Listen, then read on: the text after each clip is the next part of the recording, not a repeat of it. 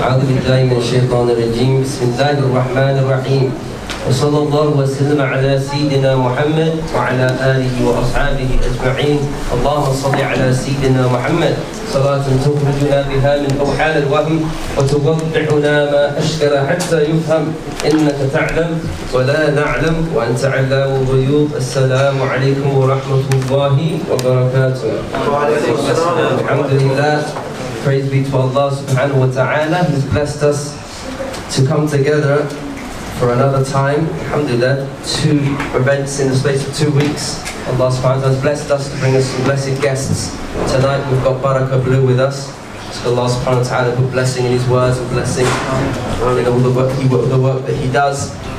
And inshallah, ask Allah subhanahu wa ta'ala to touch our hearts with his words tonight. And I was a bit panicking there because I couldn't find my blue book. I found it actually behind my back. So alhamdulillah, I've got something to say tonight.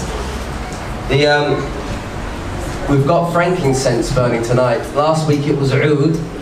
This week is frankincense. Frankincense, interestingly enough, if I get my notes, frankincense, as I said, all these scents that we burn, there's a purpose behind them. It's just not for the sweet smell, but rather these scents, they have an effect on the spirit, they have an effect on the mind, and they have an effect on the body as well.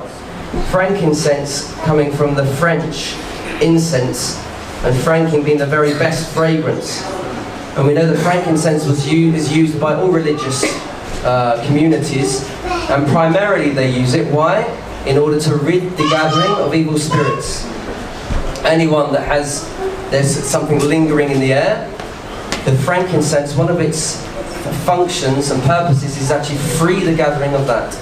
And so what we're doing is we're freeing this area through the dhikr of Allah subhanahu wa ta'ala and salat ala nabi sallallahu alayhi wa sallam to rid all of this area of evilness.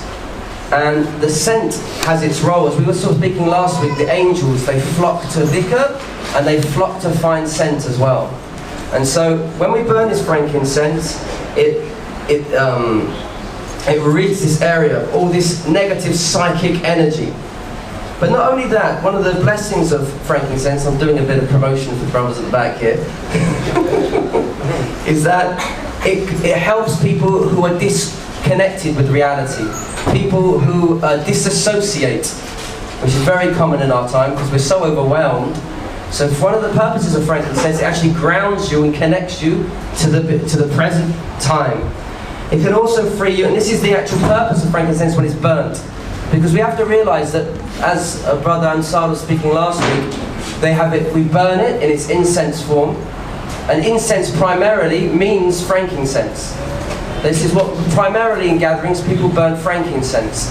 And its purpose in burning it is to, as I said, disconnect, to bring people back from disconnection, to remove misunderstandings in their mind, which is incredibly important in our day and age. Because people have so many misunderstandings because they're disconnected from their bodies. The frankincense brings them down. It gives you a focus. So if people wish to study, or people have something they need to focus their mind on, one of the purposes of frankincense is to bring about concentration. Because of that, it helps with the memory. So people who suffer from poor memory, frankincense is incredibly beneficial for that. And also, very important, if you stress your spouse out, it helps people overcome oversensitivity to small matters. So if you think your spouse is making a big deal out of something, just burn some frankincense and see if it is. Then they can say whether it's a big deal or not. It's still on my mind. You can sort it out. So that's its purposes in terms of burning it. And so this is an interesting one. If you put the oil, the essential oil, into a bath, it promotes sleep. But it also gives a life force, which is very interesting. So these are some of the benefits of frankincense, and this is why we burn these. Inshallah, it'll be interesting next time if we can get some sandalwood in here, yeah, because obviously that's very, very beneficial as well. So we have a flavour, a scent for each gathering. Alhamdulillah, as I said, this gathering is the theme is about love.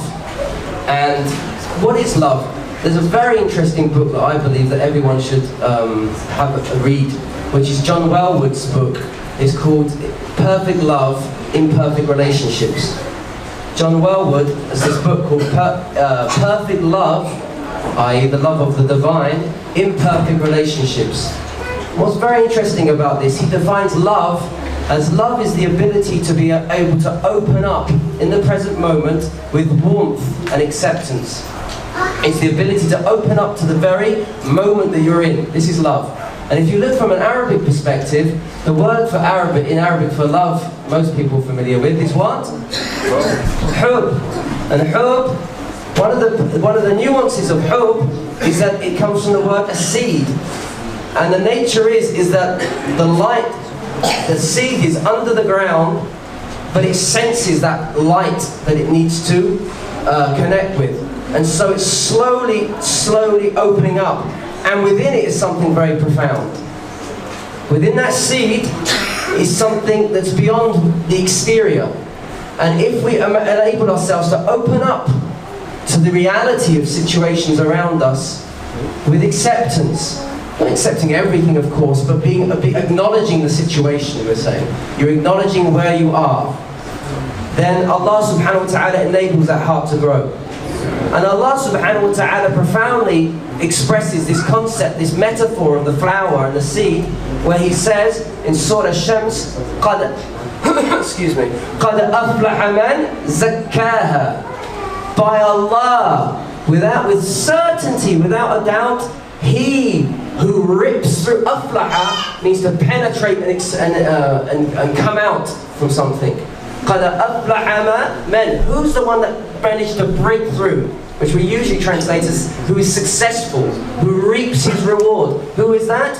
قَدْ أَفْلَحَ مَنْ زَكَّاهَا. Who does zakah of what? His soul. And what's zakah?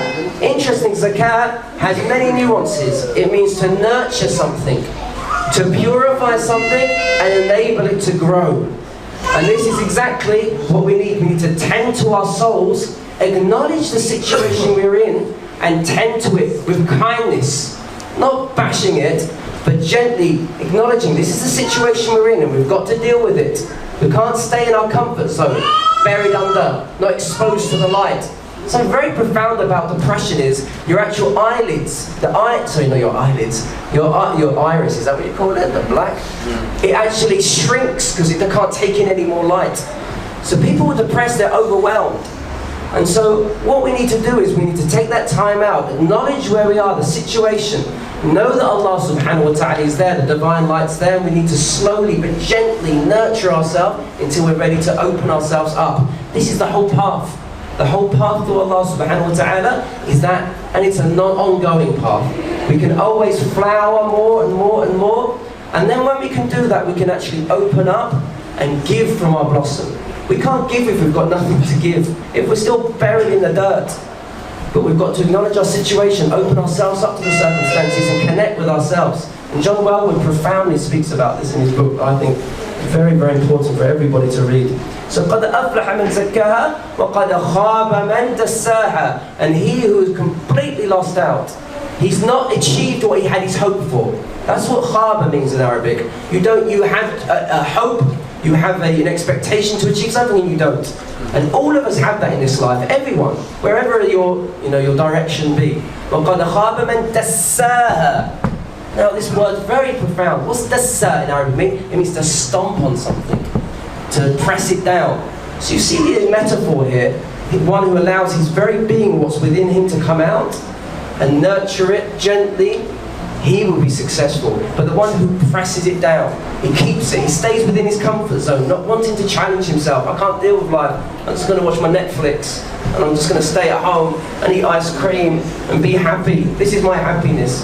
I'm just going to avoid all the responsibilities. That person, he's got to acknowledge that it's not going to get better for him, because there's the people of the people of the path. What do they say? مَنْ لَمْ يَكُنْ فِي زِيَادَةٍ فَهُوَ فِي نُقْصَانٍ. Whoever's not moving forward, he's going back. That's the nature of life. And so we've got to acknowledge that. And so this is the beauty of Rumi. The beauty of Rumi is that when I went to, alhamdulillah, I was blessed to visit him. I went to Konya. Above his shrine, just before you go in to visit the maqam, you have the words, come, come, whoever you are. wanderer, worshipper, lover. It doesn't matter. Ours, I've written this in. Ours is a caravan. Ours is not a caravan of despair. Come even if you have broken all your vows 1,000 times. Come yet again, come yet again. And this is what this is all about. We're not here to judge people. We're here to help one another. We're all struggling. And we're here to try to resource. We're here in order to connect with one another because this is therapy. What we're doing here coming together, we're trying to benefit one another, share knowledge with one another, feel from one another. You know what these gatherings are like? When I was at school, we used to have this magnetic ball in science. Did everyone have it? And you put your hand on it, don't you? Excuse me, Baraka.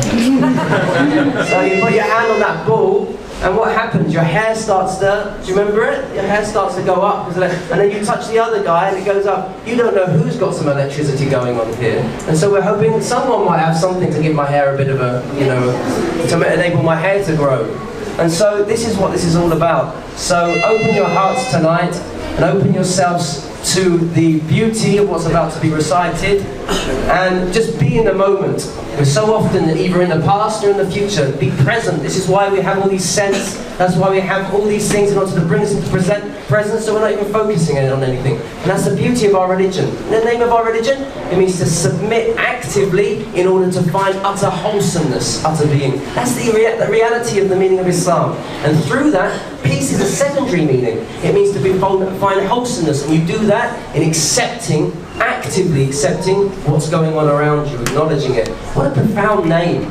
What other religion has a name like that? This is something we have to cherish. It is something we have to really put our full focus into and realize there's something deeply profound in our religion. Ask Allah subhanahu wa ta'ala every day being opening towards that.